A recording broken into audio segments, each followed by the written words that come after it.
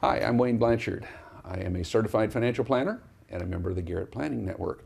Our topic for today is the disadvantages of bilateral treaties in attracting investments.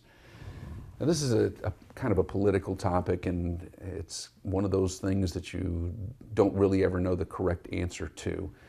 But as my background is in economics, and as an economics person, we economists sort of feel like everybody ought to have free trade, because the whole idea of economics and an economic system is that people do what they do best in order to make a whole economy work more smoothly. So for example, if somebody else, let's say the oil-rich companies, are better at providing oil, and maybe we are better at growing wheat, then we should be able to sell our wheat and do what we do best, is growing wheat, and let them do what they do best as far as producing oil.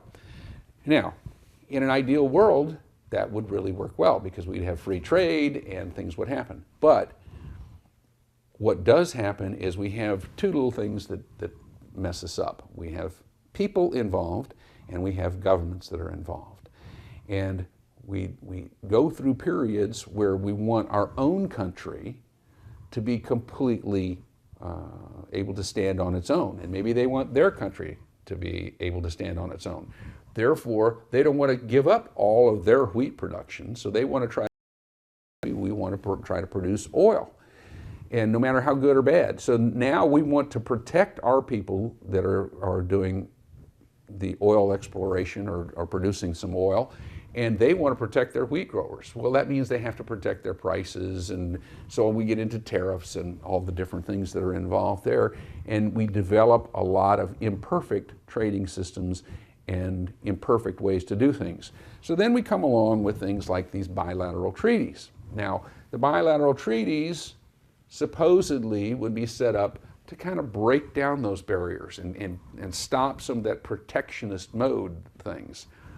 But countries are still countries, people are still people, and governments are still governments.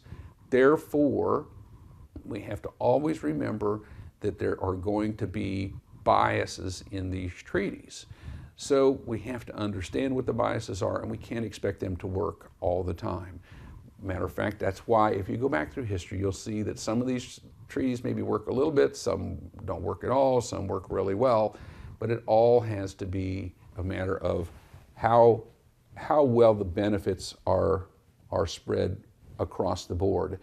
And it's, again, I hate to say it, but it's politics, and we are kind of held hostage to politics, and we're always going to be held hostage to politics.